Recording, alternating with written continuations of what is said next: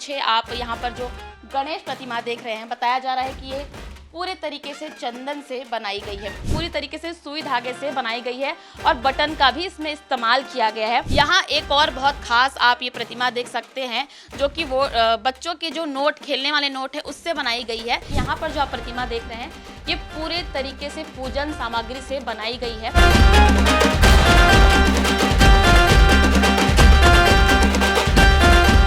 गणेश चतुर्थी का पर्व नजदीक है और जल्द ही घर घर में बप्पा विराजेंगे।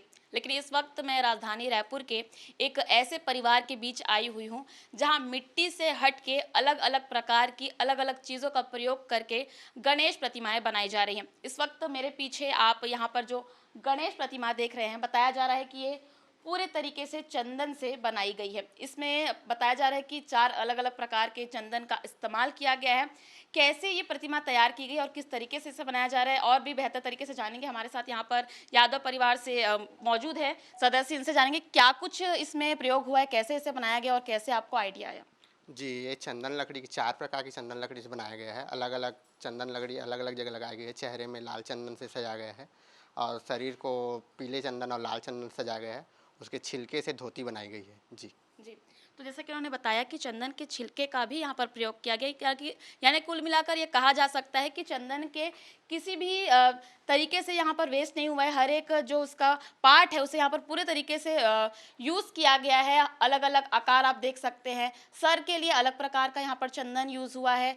पूरे ओवरऑल शरीर के लिए यहाँ पर अलग प्रकार का चंदन का इस्तेमाल हुआ है। और आप निचले हिस्से की अगर बात करें तो यहाँ पर आप देख सकते हैं चंदन का जो बुरादा है उसका यहाँ पर इस्तेमाल किया गया है। इसके अलावा चंदन की जो छोटी लकड़ियाँ हैं, आप डिटेल्स देख सकते हैं इस प्रतिमा की। यहाँ पर 2 छोटे मूषक भी आपको दिख रहे होंगे जो चंदन के छोटे टुकड़ों से बनाया गया। कुल मिलाकर बहुत ही सुंदर और दिव्य ये प्रतिमा है।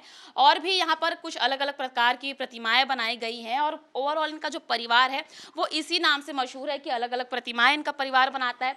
मेरे पीछे इस वक्त आप एक और प्रतिमा यहाँ पर देख सकते हैं जो पूरी तरीके से सुई धागे से बनाई गई है और बटन का भी इसमें इस्तेमाल किया गया है। आप पास में डिटेल्स देखेंगे, यहाँ पर आप देख सकते हैं जो आप बटन आमतौर पर शर्ट्स में देखते हैं वो यहाँ पर सर के हिस्से में इस्तेमाल किया गया है। यहाँ पर धागों का इस्तेमाल किया गया है। पूरी ओवरऑल जो ये प्रतिमा है वो धागे और बटन से बनाई गई है। इसकी अधिक जानकारी के लिए हमारे साथ यहाँ पर यादव परिवार के जो मुखिया हैं वो मौजूद हैं। कैसे इसका आपको आइडिया, सबसे पहले आप अपना परिचय बताएंगे। मेरा नाम शिवचरण यादव है। मैं पंडरी वाले जब आए हम लोग को ऑर्डर देने के लिए तो हम बोले आप पंडरी में तो सुई धागा और कपड़े का जो व्यापार होता है वहाँ, तो हम बोले वहाँ धागा और बटन से बना देंगे मूर्ति। इस टाइप के उन लोग से चर्चा करें, वो लोग एग्री हो गए। जी, राजधानी रायपुर कपड़ों के लिए मशहूर है और इसमें धागों का और बटन का इस्तेमाल, ऐसे इनको आइडिया और इस तरीके से उन्होंने इस पूरी प्रतिमा को बनाया। कितने सालों से आप ये काम कर रहे हैं और कैसे आप इस काम की ओर आए हैं? ये काम को मैं तो कम से कम 27-28 वर्ष से लगातार लगा हुआ हूँ और यही हमारा रोजी रोटी का वो बन गया है। इससे पहले क्या काम? इससे पहले मैं नौकरी में था, दैनिक वेतन भोगी में, छटनी में निकल गया हूँ। उसके बाद मैंने ठेला गुपचुप लगाया। उसके बाद फिर ये 3 महीना बरसात में बंद करने के बाद ये काम करते हैं। जी, तो कुल मिलाकर ये कहा जा सकता है कि अलग अलग काम ये करते हैं, लेकिन जब ये 3 महीने आते हैं तो इनका ये पूरा परिवार जो है गणेश भगवान के लिए समर्पित हो जाता है और गणेश भगवान की अलग अलग प्रतिमा बनाने में लग जाता है। और ना केवल ये, बल्कि इनका पूरा परिवार प्रतिमाओं को बनाने में भिड़ता है, 3 महीने लगातार काम कर सकता है। यहाँ एक और बहुत खास आप ये प्रतिमा देख सकते हैं जो कि वो बच्चों के जो नोट, खेलने वाले नोट है, उससे बनाई गई है। इसके बारे में भी आप बताएंगे किस तरीके से इसे बनाया गया है और कैसे इसका आइडिया आया, क्योंकि काफ़ी इंटरेस्टिंग ये मुझे प्रतिमा दिख रही है। जी, ये बच्चों के डिमांड पर बनी है। पिछले समय जो अपना चॉकलेट वाला मूर्ति बना था, वहाँ पे बोले कि बच्चे को हमको नया चाहिए, तो चिल्ड्रन नोट होता है बच्चों के लिए, उनसे बनाया गया है। जी। जी, पिछले काफ़ी लंबे समय से आप लोग ये काम कर रहे हैं। अगर पिछले 5 सालों की मैं बात करूँ तो किस किस प्रकार की प्रतिमाएं आप लोगों ने बनाई हैं और सबसे मशहूर आपके हिसाब से कौन सी प्रतिमा रही है? सबसे मशहूर तो आपको ठेठरी खुरमी रही है और अभी हाल ही में जो चॉकलेट ही बनी थी वो मूर्ति थी। गिल्ली डंडा से बनी मूर्ति थी। अलग अलग थीम पर जो जब भी बनाया है अलग अलग थीम पर बनी मूर्ति मिली। जी, तो जैसे कि आप देख पा रहे हैं, यहाँ पर पूरे घर भर में अलग अलग प्रकार की प्रतिमाएं रखी हुई हैं और इनका पूरा परिवार मिलकर ये काम करता है। काफ़ी खूबसूरत ये बात है, काफ़ी अच्छी ये बात है। और यहाँ पर आप देख सकते हैं इनकी बिटिया भी यहाँ पर भिड़ी हुई है मूर्ति बनाने में। आप क्या मूर्ति बना रहे हैं और कितना समय आपको हो गया सीखते हुए? जी, हम पापा के साथ 15 साल से काम कर रहे हैं और ये मैं धान और चावल से जो मिट्टी की मूर्ति है रेडीमेड वाली, उसे मैं सजा रही हूँ। जी।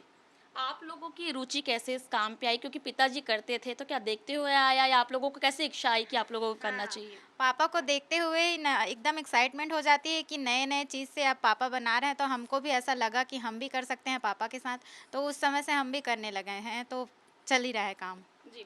आपकी तो शादी हो गई है, तो खास तौर पर इस पर्व में आप आती होंगी समय देने के लिए, हाँ। मूर्ति बनाने के लिए? बिल्कुल तीजा में तो हमारा है मायके आने का, तो आके हेल्प करना अच्छा लगता है। जी। जी। तो जैसे कि मैं देख पा रही हूँ यहाँ पर एक बालक भी बैठा हुआ है, ये आस-पड़ोस से आपके घर का है। हाँ। कैसे अलग-अलग लोग भी आकर यहाँ पर सीखते हैं, उसके बारे में हाँ, हाँ। बताएँ?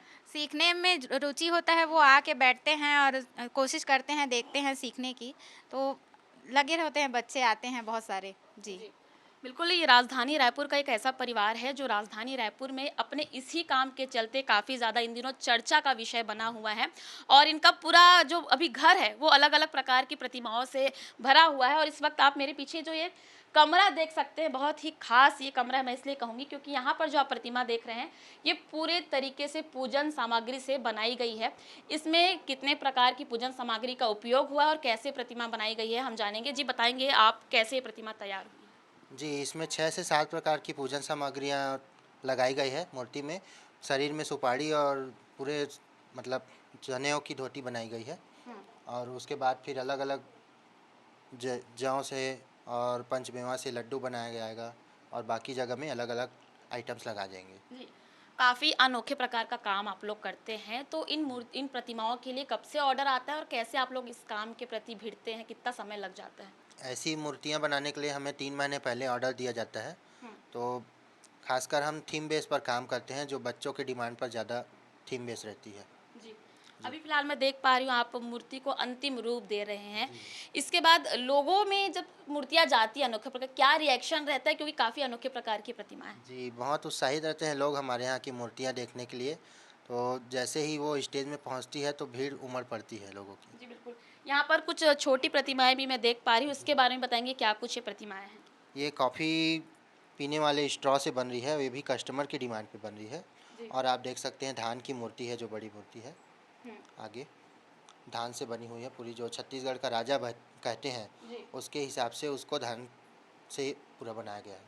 जी, बिल्कुल, छत्तीसगढ़ को धान का कटोरा कहा जाता है और यहाँ पर जो गणेश प्रतिमा है, वो पूरे तरीके से धान से बनाई गई है। तो ये एक पारंपरिक छत्तीसगढ़ की मूर्ति कहा जा सकता है, बिल्कुल। और एक सबसे खास मूर्ति जो मुझे पर्सनली लगी है, वो ये है पास्ता से बनी हुई प्रतिमा, जो बहुत ही यूनिक है और शायद अब ऐसी प्रतिमा अब तक बनी नहीं है मेरे ख्याल से। तो इसका आइडिया कैसे आया और ये किस डिमांड पे बनी है, ये बताएँगे? ये मूर्ति एक बार 2022 में बन चुकी है, कस्टमर उसको देखकर ही ऑर्डर दिए हैं। जी। जी। मतलब 2022 में इतना ज़्यादा पसंद आई कि दोबारा फिर से एक बार इसका ऑर्डर आया। हाँ, रिपीट हो रहा है। जी, कस्टमर को ये अच्छा लगा कि इसमें कलर पेंट यूज़ नहीं करते हम, मिट्टी का उपयोग नहीं है और पूरा नेचुरल तरीके से बना हुआ है। प्रतिमाओं के ऊपर जो चीज़ें लगाई गई है वो तो मैं देख पा रही हूँ, जिसका ढांचा है वो किस तरीके से तैयार किया जाता है, बताएं? ढांचा हम पुराने न्यूज़पेपर और लकड़ियों से तैयार करते हैं और हम ज़्यादातर इस चीज़ का ध्यान रखते हैं कि जलीय जीवों को, अगर ये नदियाँ तालाब में विसर्जन हो रही तो जलीय जीवों को चारा मिले। जी, बिल्कुल, पर्यावरण संरक्षण का भी ये लोग ध्यान रखते हैं और काफ़ी लंबे समय से ये ही नहीं बल्कि इनका पूरा परिवार जो है वो गणेश प्रतिमाओं को बनाने का काम कर रहा है। अब देखने वाली बात होगी कि इन अनोखी प्रतिमाओं को देखकर लोगों की क्या प्रतिक्रिया होती है। कैमरा पर्सन अजय गुजर के साथ मैं प्राची पांडे, IBC 24 रायपुर।